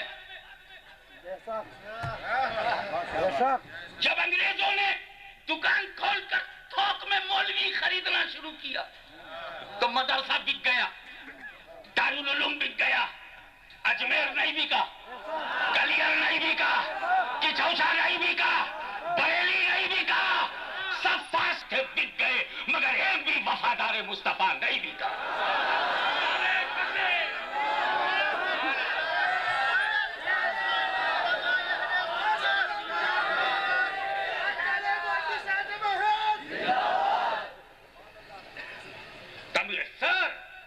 सर का खिताब लो, खान बहादुर का खिताब लो, नवाब का खिताब लो, राजा बने रहो, इसको मारो उसको, रमेश को हटा दो, अब्दुल्ला को हटाकर उबैदुल्ला को बैठा दो। ये राजनीति डिवाइड एंड रूल चलती रही। खरीदा गया, हिंदुओं को हिंदुओं से लड़ा दो, मुसलमानों को मुसलमानों से लड़ा दो। जब आपस में ना लड़े तो हिंदू मुस्लिम लड़ा दो। जब हिंदू मुस्लिम की लड़ाई कंटाल जाए, परेशान हो जाए, ऊंची जात नीची जात लड़ा दो, जात पात भिड़ा दो, छुआछूत फैला दो। ये चक्कर चला और खरीदा गया मौलवियों को। मुसलमानों को लड़ाने की क्या सूरत है? कि मुसलमान कैसे लड़ेगा? गरीब होता है तो गरीब नवाज याद आते हैं, लड़ता ही नहीं। बंदा बना के छोड़ दो तो बंदा नवाज का सहारा लेता है। इसको बेकद्र बना दो तो कादरी हो जाता है, बेकद्र बनाओ तो कादरी बन के चमकता है, भिश्ती बनाओ तो चिश्ती बन के चमकता है, खोटा बनाओ तो अशरफी बन के चमकता है। ये तो गिरता ही नहीं। तो कहा तो फिर ऐसा करो, what is the weak point of Muslim? No weak point that is very strong, weak and strong both. का क्या? The love of profit, respect of profit, honor of the prophet is the solid ideology of Muslim. No any Muslim is ready for amendment. No any Muslim is ready to deny. Every Muslim will pay respect, full respect to his prophet. हर मुसलमान अपने नबी का आदर करेगा, नबी का सम्मान करेगा। यही उसका ईमान है, यही उसका इस्लाम है, यही उसकी जान है, यही जाने ईमान है, यही काने इरफान है, यही तकाज़ा कुरान है और यही मकसूद हबीब रहमान है। रसूल से प्यार करेगा। ये प्यार की जमीन पर पैदा हुआ है, ये भक्ति के पानी पीकर उभरा है, ये चिश्ती बनकर के चमका है, ये कादरी बनकर के दमका है, या शरफी बनकर मार्केट में आया है। इसे गिराया नहीं जा सकता। मौलवी खरीदे गए और नबी पर हमले शुरू हुए, पैगंबर की सर पर हमला शुरू हुआ। ऐसे ऐसे नबी पर क्रिटिसाइज करो, नबी क्यों? Insult of profit, dishonour of profit. मेरे रसूल की इज्जत और आबरू पर हमला शुरू कर दिया गया ताकि मुसलमान तड़प तड़प कर एक बार तड़पेगा, फिर ठंडा होगा, नबी की तौहीन करा दी जाएगी, फिर तड़पेगा, फिर ठंडा होगा, फिर गौस की तौहीन करा दी जाएगी, तड़पेगा, फिर ठंडा किया जाएगा, गरीब नवाज की तौहीन करा दी जाएगी, तौहीन का सिलसिला शुरू कर दिया जाएगा। नतीजा यह निकला कि रसूल के इल्म गैब को जानवरों पागलों के उलूम से तशबीह दी जाने लगी। किसी किताब में मेरे नबी के बाद भी नबी के पैदा होने की पॉसिबिलिटी पर सबूत दिया जाने लगा। Our beloved prophet is not lost prophet, वलाकिन रसूलुल्लाह व खातमुन नबिय्यीन में खातमुन नबिय्यीन के माना आखिरी नबी नहीं है। नए नए माने बताए गए, नए नए मतलब कहा गया। मुसलमान तड़पता रहा, तीर सहता रहा, कलेजा छल्ली शंका के चमार से ज्यादा सलील लिखा।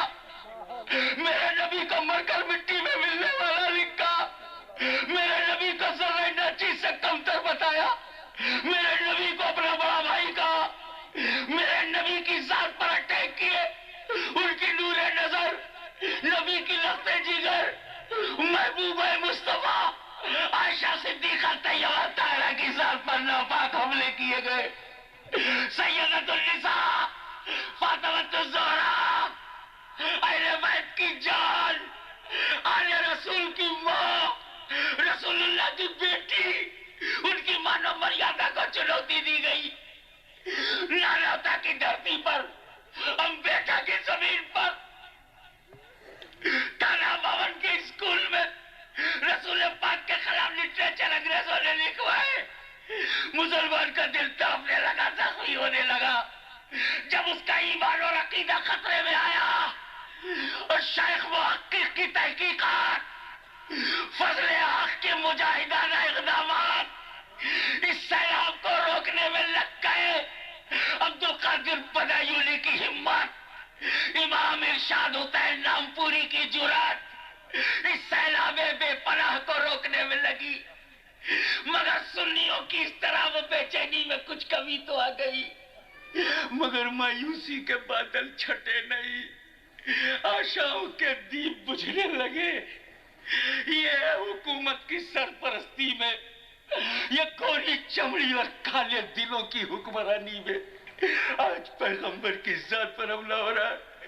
वो नबी जिसने लड़कियों को जिंदा दफन होने नहीं दिया, वो नबी जिसने बेवा को मनहूस जिंदगी गुजारने नहीं दिया, वो नबी जिसने पेट पर पत्थर बांधकर हमें रोटी खिलाई, वो नबी जो 2.5 वर्ष तक बेआबो दाना रहा, वो नबी जो अपनी उम्मत को बचाने के लिए करबला में अपने पूरे परिवार को कटवा रहा है, वो नबी जिसने हमें एक खुदा तक पहुंचाया, अनेक खुदाओं से बचाकर एक निराकार के पास ले गया।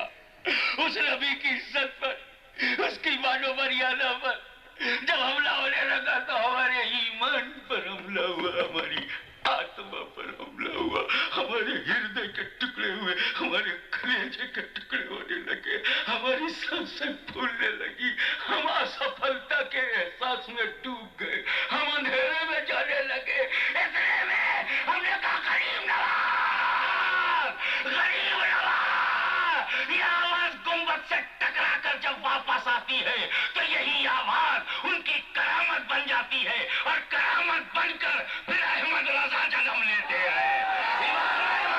जन्म लेते हैं।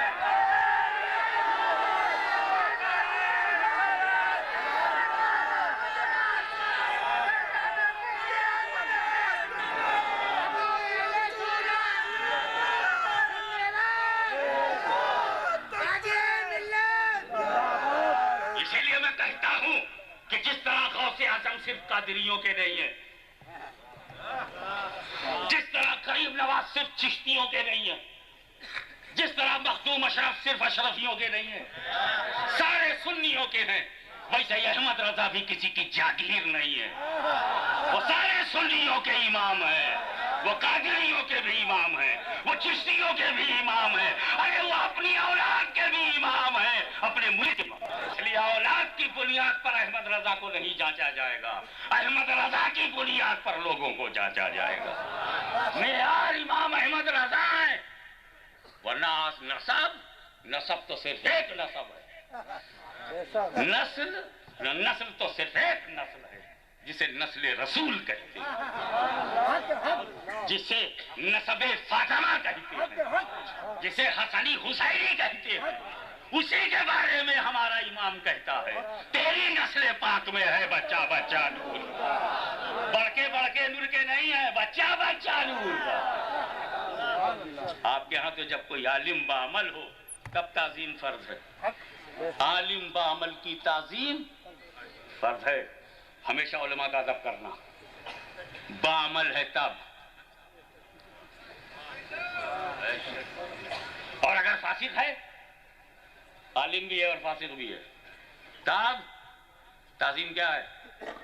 हराम। साफ बोलते क्यों नहीं? हमें भी तो मसला बताओ। कोई जरूरी है कि पूरी फतावे रिजिया हम रटे थोड़ी है? इनकी मदद करो, बहारे शरीयत की 17 जिल्द मेरे मायने में थोड़ी है। क्या है? आलिम बेअमल की ताजीम, तो सैयद बेअमल की ताजीम फर्ज है। अल्लाह अकबर।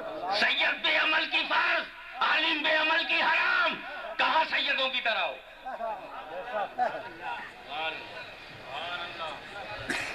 सैयद पर भी वह चल पड़ी। मैं चाहता हूं कि एक अपना ज़हन अर्ज कर दूं। सैयद 3 किस्म के हैं। सैयद 3 किस्म के हैं। सैयद की पहले डिफिनेशन तय हो जाए, क्योंकि मकसिम अपने अक़साम में पाया जाता है। तो मकसिम की ऐसी तारीफ हो जो हर किस्म में मिले। तो सैयद उसे कहते हैं शरान जिस पर ज़कात लेना हराम हो। शरान ज़कात लेना और लेके खाना हराम है। किस पर हराम है? 3 पर। हर फातिमी पर हराम है, हर अलवी पर हराम है, हर अब्बासी पर हराम है। अब्बासी नहीं ले सकता, अब्बासी ज़कात, अलवी ले ले, हसनी हुसैनी सैयद ज़कात। और मौली साहब गरीबी में आप ले सकते हैं? आप लोग, आप सब सुन्नी अवाम आप ले सकते हैं? अच्छा आओ यही सामने की बात करता हूँ। मैं हाशमी हूँ, सैयद हूँ ना। मैं गरीबी में ज़कात ले सकता हूँ? और आप लोग गरीबी में ज़कात आप ले सकते हैं? शरण मैं नहीं ले सकता। शरण अब मेरी तरह हुए, समझो। शरण मेरी तरह हो, आले रसूल की तरह हो। उम्मते रसूल ले सकती है, आले रसूल नहीं ले सकता। उम्मते रसूल आले रसूल की तरह कहाँ हुई? अब पकड़ के पूछो कि बच्चा आले रसूल की तरह तो हो नहीं पा रहे हो, रसूल की तरह कैसे हो जाओगे? तो जिस पर ज़कात लेना शरन हराम हो वो सैयद है। तो अब सैयद की ये जब तारीफ हुई तो उसकी 3 किस्में, फातिमी, अलवी, अब्बासी। अब्बासी सादात, अलवी सादात, फातिमी सादात। अलवी सादात से अफजल फातिमी सादात। तो जो शान फातिमी सादात की है वो अलवी सादात की नहीं है। जो हदीसें फातिमी सादात के लिए आई है वो अलवी सादात के लिए नहीं है। मगर सादात तो हैं, फजीलतें मुख्तलिफ हों कि जो शान मुफ्ती आजम की है उससे ज्यादा हुज्जतुल इस्लाम की है। जो शान हुज्जतुल इस्लाम हाफिज रजा की, अबे तो हैसियत में फर्क है, मुहतरम तो तीनों हैं। दर्जा एक नहीं है मगर काबिल एहतराम तो तीनों है। तो दर्जा तो अब्बासी, अलवी, फातिमी का भी बराबर नहीं मगर काबिल एहतराम तीनों हैं। इसलिए अब अली की सियादत पर झगड़ा मत करो और ये मत कहो कि जो फातिमा की औलाद है वही सैयद है। अली फातिमा की औलाद नहीं है इसलिए सैयद नहीं है, क्योंकि नबी भी फातिमा की औलाद नहीं है। इस दलील से तो रसूल ही सैयद नहीं। कौन है जो कहे मेरा नबी सैयद नहीं है? नबी सैयद है कि नहीं? रसूल ही सैयद नहीं होंगे, आले रसूल कैसे सैयद हो जाएगा? रसूल सैयद है कि नहीं? तुमने तो कहा था जो फातिमा की औलाद होगा वो सैयद। बाप को बेटी की औलाद बनाओगे? मालूम दलील नाकिस थी। जिस दलील से तुमने अली को बाहर किया उसी दलील से नबी बाहर हो रहा। क्या बात है? अब अगर दलील गलत हो तो सुधार लो, और सुधार ना सको तो हमसे उधार लो।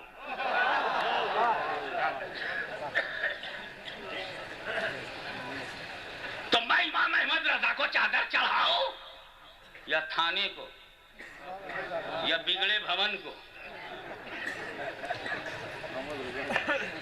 हम लोग कोई मुजरिम थोड़ी है जो थाने में जाए, और सऊदिया से कोई हराम का पैसा लाए जो भवन बनाए। हमें थाना भवन से क्या मतलब? क्या बात, क्या बात। मगर जैसे हमने चादर चढ़ाया अंदर से तरफ, बाहर वाला तो सब साफ हो गया, अंदर का एतराज।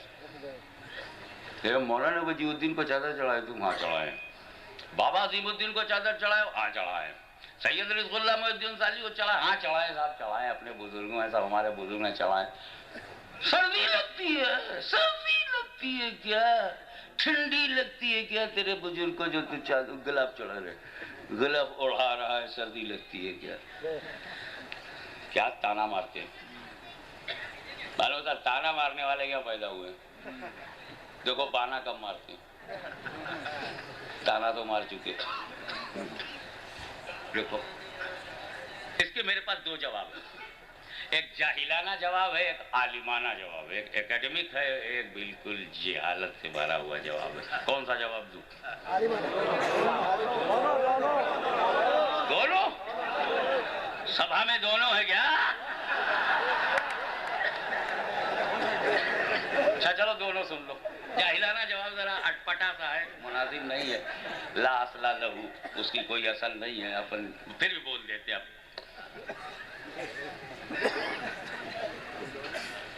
क्यों भाई? बड़ौदा में तुम्हारा पीर कब्र में? हाँ हमारा पीर कब्र में है। तो उसको क्या करने गए थे? गुलाब चढ़ाने गए थे। सर्दी लगती है क्या? हाँ लगती है। अब जाहिलाना जवाब, टिट फॉर टैट। देख सुन, मेरा पीर 70 बरस की उम्र में मरा, 70 गर्मी, बड़ौदा की 70 सर्दी का तजुर्बा था उसे। अभी कब्र में नया नया गया, जन्नत की ठंडी ठंडी हवा पहली बार आई है, अपन ऊपर से उड़ा दिए, फिर सब तकलीफ न हो। और तुम क्यों नहीं चढ़ते? बोलो, तेरा बाप जब मरता है पीर और कब्र में डाला जाता है तो जहन्नम की खिड़की खुलती है, अंदर तो वो गर्मी से मर रहा है, ऊपर से क्या डालोगे? जाहिलाना जवाब। जाहिलाना जवाब इसलिए है कि जन्नत की ठंडक तो बहुत ही राहत बख्श, वेरी कंफर्टेबल है। ऐसे वो कूलेस्ट जो इफेक्टिव होवे, नागवार गुजरे ऐसी तो है भी नहीं। पर जाहिलाना जवाब जैसे को तैसा। जैसे एक साहब पूछे, ये भी जाहिलाना बात है, तुम जो हलवा पकाते हो, शबरात का आने वाला है तो ये हलवा खा मुर्दे को दे तो तुम्हारा बाप खाता है। जाहिल को बोलना चाहिए भाई हलवा तो इधर ही रह जाता है, जो सवाब है वो जाता है। आलिमाना बात ये थी, पर वो भी जाहिल, सुन्नी भी जाहिल, वो भी जाहिल, दारुल जुहूल से दोनों का ताल्लुक। वो बोला हाँ अपन जो वो खीर पकाते, हलवा बनाते ना, हलवा बनाते शबरात का, हम बाप दादा को बातिया करते हैं कि हलवा जाता है, तो तेरा बाप दादा खाता है? हाँ खाता है। खाने के बाद टॉयलेट करता होगा कि नहीं? तो वो बोला, एतराज किया, करेगा तो बिल्कुल करेगा। तो बोले इतने बरस से वो खा रहा है, टॉयलेट कर रहा है, तो कब्र का क्या हाल होगा? आप सुन्नी की समझ में, इसने तो मार दिया, टॉयलेट कहलवा करके मेरे को मार दिया। कहा ना ना ना, ओ कब्र साफ रहती है। कहा क्यों? कहा मेरे यहाँ तो जाता है, बाप दादा खा करके टॉयलेट करते, तेरे यहाँ तो बाप दादा को कुछ जाता नहीं, वही उठा ले जाते।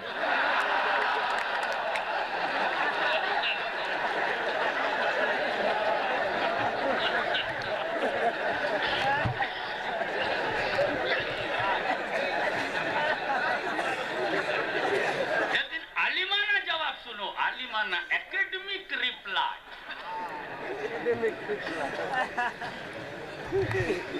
ये वलीउल्लाह की कब्र पे तुमने चादर चढ़ाई, क्या सर्दी लगती है? अच्छा इधर।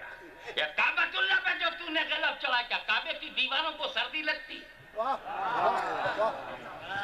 तो बोला हसी मियाँ सऊदी गवर्नमेंट चढ़ाती है, जाकर सऊदी गवर्नमेंट से मिलो।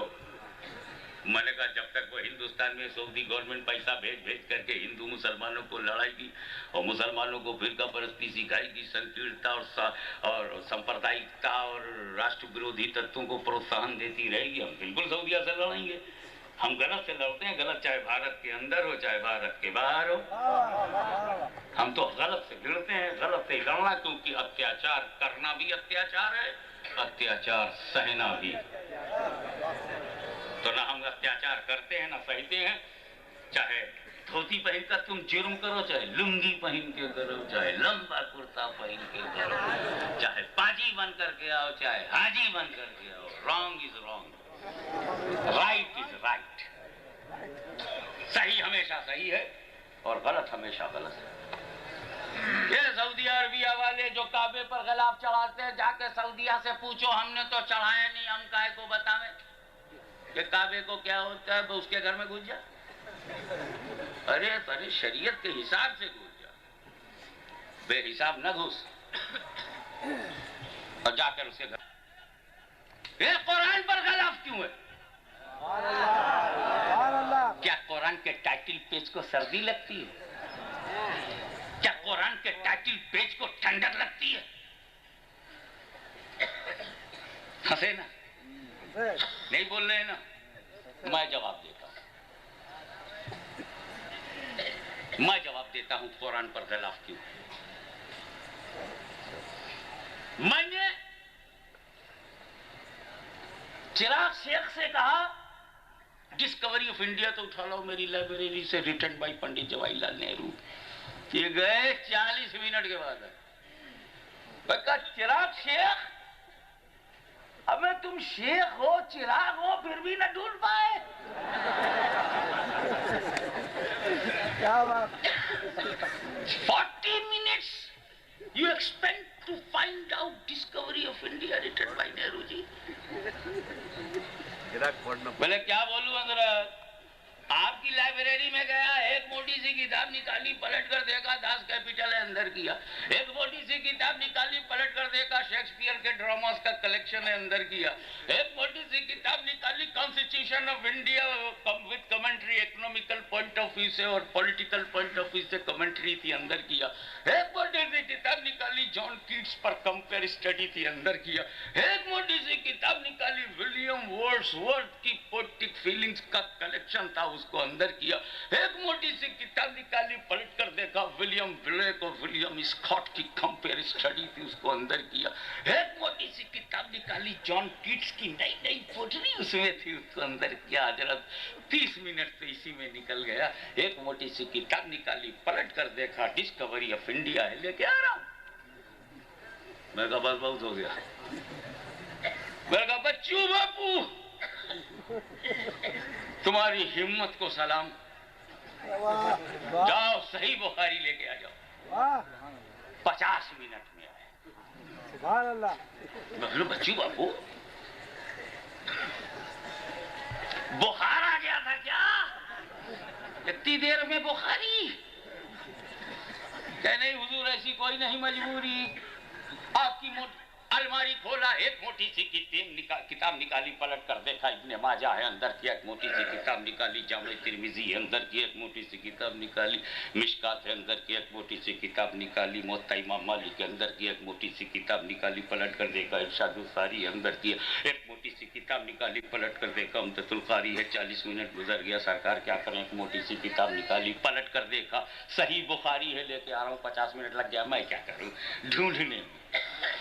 मैंने कहा अपने घर के मुलाजिम से अंगूठा टेक करिया, अक्षर भैंस बराबर, हस्ताक्षर भी न कर सके, साइन न कर सके, सही न कर सके, ऐसे जाहिल अनपढ़ पठान को बुलाया, जुम्मन खान। हमारे यहाँ यूपी में नाम रखने का कोई प्रॉब्लम नहीं, पीर को पैदा हो तो पिरुआ है, मंगल को पैदा हो मगरू है, बुध को पैदा हो बुधुआ है, जुमा को पैदा हो जुम्मन है। अकॉर्डिंग टू कैलेंडर नाम रख दिया जाता है। जुम्मन खान बोला जी हुजूर। मैंने कहा कुरान ले आओ जल्दी से। गया 5 मिनट में लेके आ गया। 5 मिनट। शेख चिराग 40 मिनट में डिस्कवरी ऑफ इंडिया नाम है। बच्चू बापू 50 मिनट में सही बुखारी। पढ़े लिखे हुए जाहिल, अशिक्षित, illiterate, unable to sign, 5 minute में कुरान लिया। मैंने कहा अरे जुम्मन खान इतनी जल्दी कैसे लिया है? कहा हुजूर हम में कोई इनकी तरह उलटना पलटना तो था नहीं, अलमारी खोला जिस पर गिलाफ देखा लिए चले आए।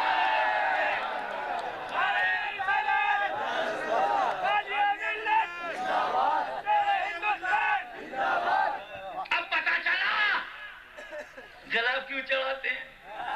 अब पता चला, मैं बोलूंगा नहीं समझो, गिलाफ क्यों चढ़ाते हैं? ए कुरान, दूसरी किताबों के साथ रहना, साथ लेवल में रहना, कहीं दूसरी किताबों के बराबर ना समझा जाए। साथ एक कुरान, एक किताबुल्लाह, तुझे दुनिया की दूसरी किताबों के साथ रहना, कहीं साथ रहने की वजह से लोग तुझे दूसरी किताबों के बराबर न समझे, किताबुल्लाह पे कलाम चढ़ा दो। एक काबा, तू मस्जिद है मस्जिद, और जमीन पर दूसरी मस्जिदों के साथ तुझे रहना है, कहीं दूसरी मस्जिदों के बराबर न समझा जाए, काबतुल्लाह पे कलाम चढ़ा दो।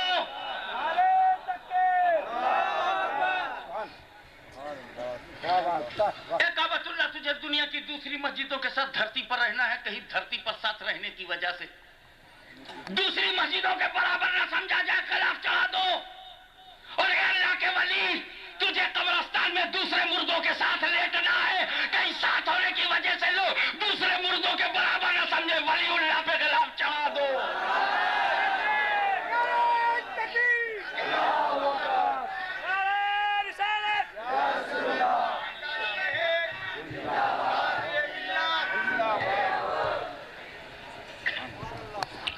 एक बात और क्लियर कट पनिया भार, काबतुल्लाह पर गिलाफ चढ़ाओ तब भी वो काबा है, और गिलाफ न चढ़ाओ तब भी काबा। कुरान पर गिलाफ चढ़ाओ तब भी वो किताबुल्लाह है, और गिलाफ न चढ़ाओ तब भी वो किताबुल्लाह। वलीउल्लाह पर गिलाफ चढ़ाओ तब भी वो वलीउल्लाह है, और न चढ़ाओ तब भी वलीउल्लाह। तो काबतुल्लाह को गिलाफ की जरूरत नहीं है, किताबुल्लाह को गिलाफ की जरूरत नहीं है, वलीउल्लाह को भी गिलाफ की जरूरत नहीं है। काबे पर चढ़ाया गया है हाजियों के लिए, कुरान पे चढ़ाया गया है कारियों के लिए, मजार पर चढ़ाया गया है हाजिरों के लिए। ये खिलाफ तुमको एक्टिव रखेगा, अलर्ट रखेगा, अलर्ट रखेगा। हाँ जी, देख खिलाफ, ये दूसरी मस्जिद नहीं है। पढ़ने वाले देख कुरान, ये दूसरी किताब नहीं है। और वली का मजार का खिलाफ कहेगा आने वाले संभाल, ये दूसरी कब्र नहीं है। तो जब वली मुर्दों की तरह नहीं तो वलीउल्लाह पर गिलाफ, कुरान दूसरी किताबों की तरह नहीं तो किताबुल्लाह पर गिलाफ, और काबा दूसरी मस्जिदों की तरह नहीं तो काबतुल्लाह पर गिलाफ। दो तो उतारते नहीं, तीसरा क्यों उतरवाते हो? काबतुल्लाह पे तुम चढ़ाओ, किताबुल्लाह पे तुम चढ़ाओ, वलीउल्लाह पे चढ़ाते क्यों नहीं? बोले हमारी जमात में किसी पे चढ़ता नहीं, इसलिए हम चिढ़ते हैं। अरे तो तौबा कर ले, पक्का मुसलमान बन जा, पहले सुन्नी बन जा, फिर वली बन जा, तुझ पे भी चढ़ेगा। जब कहो चढ़ा दे, जब कहो चढ़ा दे, हक पहुंचता है तुझे वो। चलो, कुरान पर गिलाफ ना चढ़ाओ तो क्या होता है? एक स्टूडेंट बड़ौदा यूनिवर्सिटी से निकला, मोटरसाइकिल पर उसने क्लच ऑन किया, क्लच दबाया, गियर हाथ में लिया, धीरे धीरे धीरे क्लच छोड़ा, एक्सीलेटर साथी था, एकदम से उसने रोका। साथी ने पूछा क्या बात है? कहो my friend, my best friend, please keep my books and copies in your hand for few moment, I am going to make water. रोका का है मेरे साथी, किताब कापी संभाल, मैं जरा पेशाब करने जा रहा हूं। तो खड़े खड़े रोड के किनारे खड़े खड़े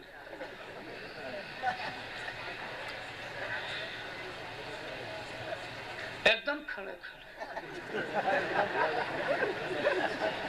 न दाएं देखे, न बाएं देखे, न पीछे देखे, एकदम खड़े खड़े। वो तो कहो कि इंडिया है का बहुत सब है, डिसिप्लिन है, भारत में कुछ संस्कार है कि कुछ सिर्फ पेशाब, खड़े खड़े। यूरोप में तो अल्लाह जाने क्या क्या खड़े खड़े। क्यों Usman? You are coming from UK. You know more than me.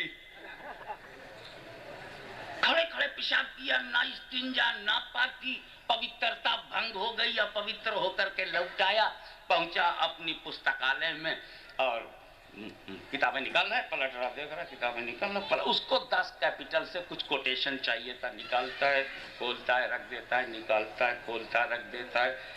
करते करते करते एक मोटी सी किताब उसने खोली, निकाली और खोला तो वो स्टूडेंट थर थर थर थर कांपने लगा। वो कोई और किताब नहीं थी, वो कुरान था, उस पर गिलाफ नहीं था, उल्टा रख दिया था।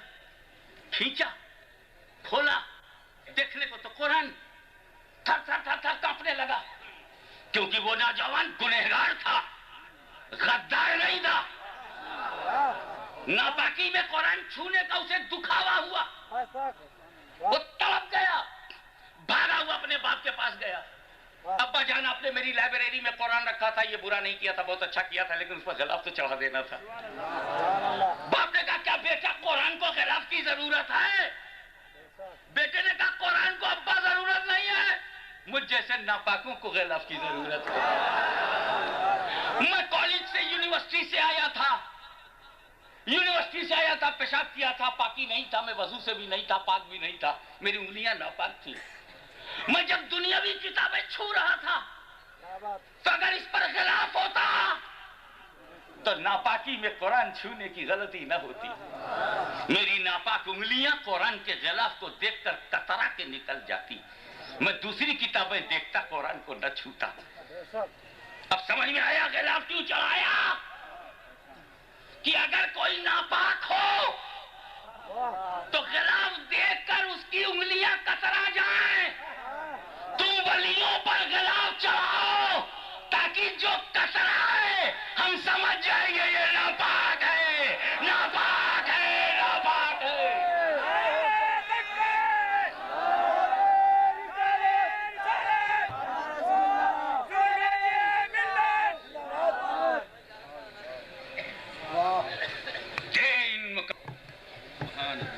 कानून मुकम्मल हो चुका है, फर्ज मुकम्मल हो चुका है, वाजिब मुकम्मल हो चुका है, और जितना हराम करना था 1400 बरस पहले मुकम्मल हो चुका है। न नया फर्ज आएगा, न नया हराम आएगा। ये नया नया हराम बताने वालों, पहले अपनी हरामकारी का तज्जिया करो। अल-यौमा अकमलतु लकुम, कंप्लीटेड योर रिलीजियन। अम्र का नाम रिलीजियन है, नहीं का नाम रिलीजियन है। अम्र भी तय हो गया, नहीं भी तय हो गया, फर्ज भी तय हो गया, हराम भी तय हो गया। अब अगर तुम सुन्नियों से कुछ भी मनवाना चाहते हो तो एक बात अच्छी तरह से याद रखो, तेरे कहने पर हम पेप्सी कोला पीना बंद नहीं करेंगे, तेरे कहने पर कोका कोला पीना बंद नहीं करेंगे। हम कढ़ी खिचड़ी खाएंगे, तू बोलता रहे हराम है। हम दाल रोटी खाएंगे, तू बोलता रहे कि हराम है। हम चादर चढ़ाएंगे, तू बोलता रहे हराम है। हम मीलाद करेंगे, तू बोलता रहे हराम है। हम 11वीं छठी करेंगे, तू बोलता रहे हराम है। रुकवाना है तो एक काम कर, नबी ने रोका हो हदीस में दिखा, खुदा ने रोका है कुरान में दिखा। कुरान में ना रोका अल्लाह, हदीस में ना रोका रसूलुल्लाह, तो काहे को रोक रहा है जमात का मुल्ला? अल्लाह ने नहीं रोका, रसूलुल्लाह ने नहीं रोका, मुल्ला ने क्यों टोका? दीन मुकम्मल हुआ है 1400 बरस पहले। अल-यौमा अकमलतु, today I completed your religion. Quran कहता है 1400 बरस पहले दिन कंप्लीट हुआ, का कुछ हराम रह गया था जिसके लिए तू पैदा हुआ। तो तू नहीं पैदा हुआ है, हराम के लिए पैदा हुआ। जो हराम के लिए होता है खुद भी हराम होता है। वाखिरु दावाना अनिल हम्दुलिल्लाहि रब्बिल आलमीन।